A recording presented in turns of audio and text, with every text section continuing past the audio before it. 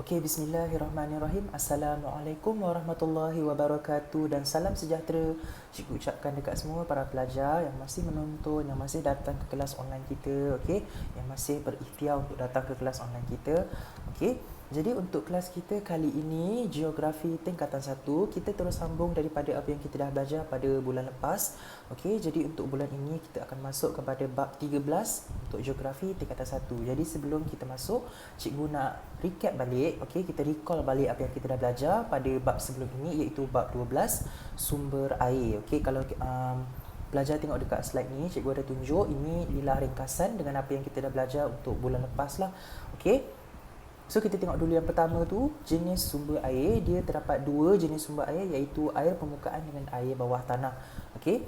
Maksudnya air hujan tu dia dah tersejak daripada laut dan dia pergi ke arah daratan. Lepas tu bila hujan turun, air yang bertakung dekat atas permukaan bumi itu dipanggil sebagai air permukaan. Air yang diserap ke dalam tanah dan akhirnya air itu disimpan, air itu dikenali sebagai air bawah tanah. Okey.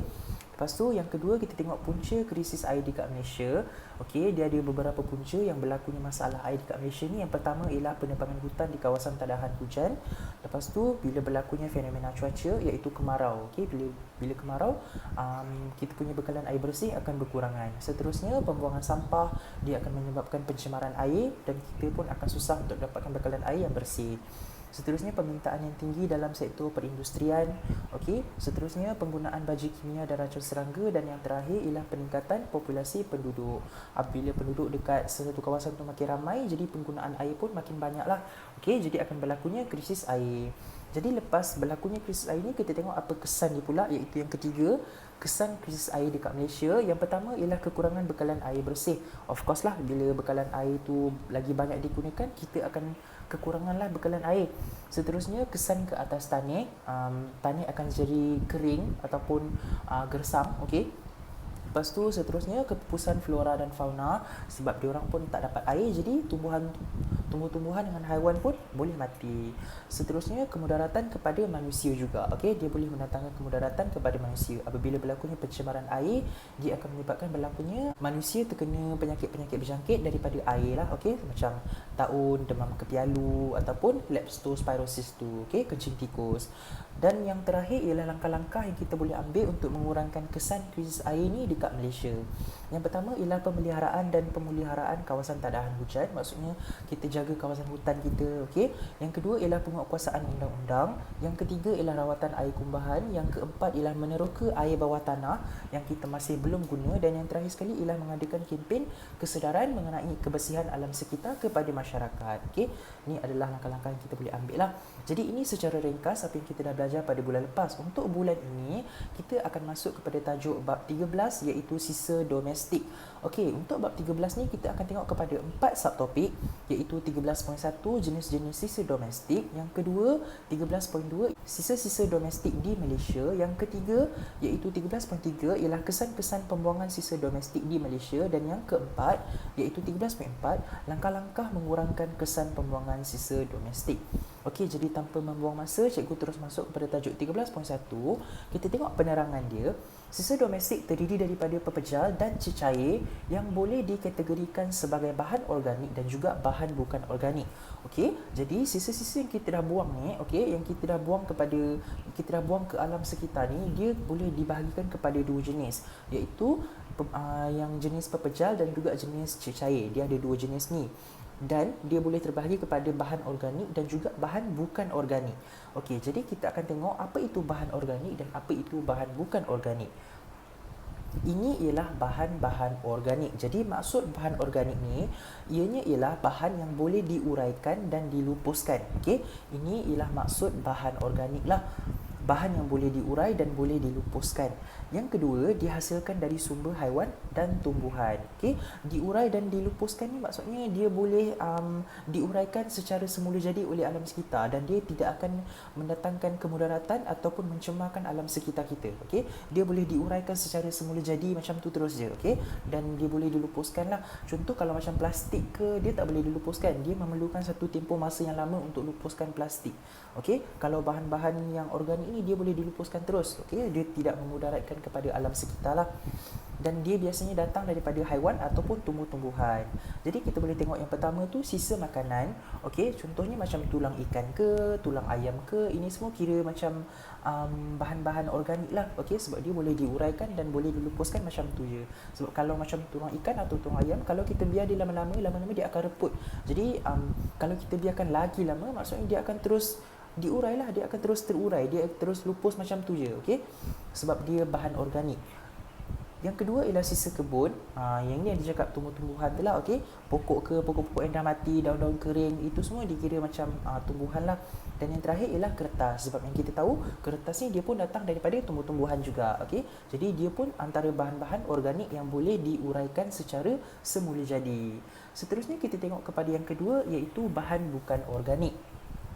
Bahan bukan organik ni maksud dia bahan yang sukar diuraikan dan dilupuskan. Okey, dan dia dihasilkan dari sumber mineral. Okey, kalau yang bahan organik tadi dia mudah diuraikan dan mudah dilupuskan. Kalau bahan bukan organik sebaliknya saja. Okey, dia macam berlawanan. Jadi kita boleh tengok contoh-contoh untuk bahan bukan organik ni. Yang pertama ialah tin tu, okey, tin besi tu. Yang kedua ialah plastik. Macam yang cikgu kata tadi, plastik ni dia merupakan antara bahan yang paling susah nak dilupuskan sebab dia memerlukan satu tempoh masa yang sangat-sangat lama untuk lupuskan plastik ni, okey. Yang ketiga ialah besi buruk dan yang keempat ialah kaca. Okey, kita tengok dekat glossary tu maksud mineral. Mineral ni ialah bahan yang wujud secara semula jadi, contohnya logam dan juga petroleum, okey. Bahan-bahan yang ini dikenali sebagai mineral lah, okey. Jadi ini ialah bahan-bahan yang bukan organik. Maksudnya bahan-bahan ni contohnya macam tin, plastik, besi buruk dengan kaca ni, ini ialah bahan-bahan yang sukar diuraikan, yang susah kita nak hapuskan dia. Okey, kita nak hapuskan dia memerlukan satu tempoh masa yang sangat lama. Seterusnya kita beralih pula kepada tajuk 13.2 iaitu sisa-sisa domestik dekat Malaysia. Okey, kita tengok dulu penerangan dia tu. Sisa domestik di Malaysia ini dikenali sebagai sisa yang terhasil dari kawasan perumahan. Sisa domestik ini terdiri daripada sisa pepejal dan sisa cecair. Macam yang cikgu kata tadilah dekat awal-awal slide tu. Okay? Sisa domestik ni kita boleh pecahkan kepada dua jenis, iaitu sisa pepejal dan juga sisa cecair. Dia ada dua jenis ni. Okey, jadi kita tengok kepada slide yang berikutnya. Okey, dekat 13.2 ni kita akan tengok sisa domestik ni kepada dua bahagian. Jadi kita tengok dulu untuk yang pertama iaitu sisa pepejal. Okey, sisa pepejal ni maksudnya sesuatu yang keras. Okey, maksud perkataan pepejal tu ialah sesuatu yang keras. Yang keras lah, okey. Jadi yang pertama kita tengok dulu sisa makanan. Yang kedua ialah plastik, macam yang aku kata dekat sebelum-sebelum ni lah, okey. Sisa plastik ni dia susah nak dilupuskan. Yang ketiga ialah kertas, yang keempat ialah logam, yang kelima ialah perabot, dan yang keenam ialah lampin pakai buang. Okey, ini ialah bahan-bahan yang kadang-kadang dekat rumah kita pun kita buang macam tu je, okey. Kita dah tak pakai, kita terus buang. Jadi ini pun dikira sebagai sisa pepejal lah, okey. Seterusnya kita tengok kepada sisa-sisa cecair pula. Okey, sekarang ni sisa cecair ni kat sini dibagi ada dua contoh, iaitu minyak masak dengan juga sistem kumbahan. Okey, dua benda ini boleh dikenali sebagai sisa cecair sebab dia dihasilkan dalam bentuk cecair. Okey, jadi ianya dikenali sebagai sisa cecair lah.